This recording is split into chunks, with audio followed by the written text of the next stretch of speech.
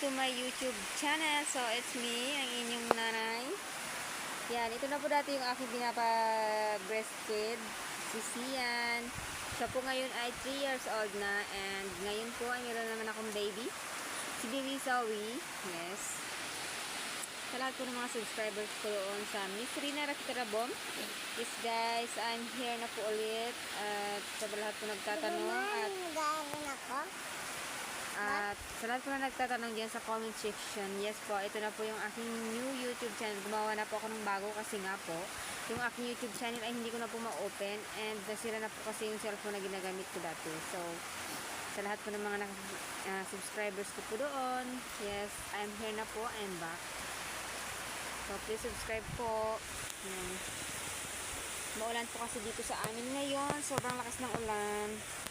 And pagpapadili na ako kay Zoe. Yes.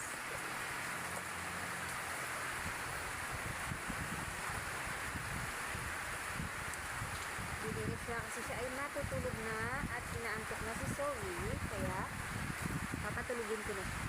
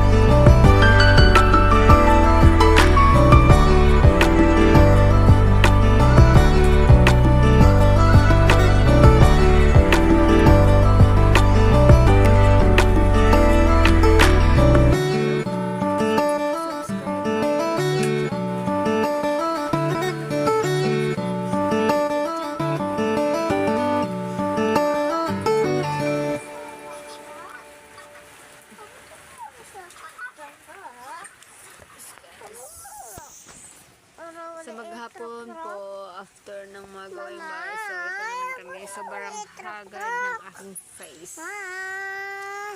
Ang buhay nanay, sobrang haggard. Yan. Si Sian po, 3 years old na siya ngayon. Big boy na siya ngayon. Dati ay siya nang dumidere sa akin. Ngayon ay siya na naman ang kuya. At ito na naman ang aking baby. Baby Zoe. Sorry.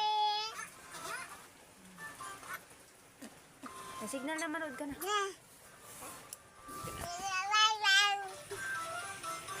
May baby Zoe. Anong ginakao dyan? Ano yan? Ano yan?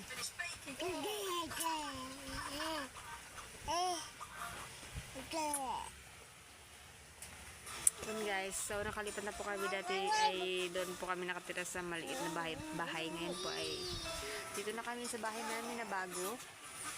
Yun po. Doon po sa harap, meron pa. So, hindi pa po tapos yung bahay namin. So, yun lang guys. Thank you for watching. Bye-bye.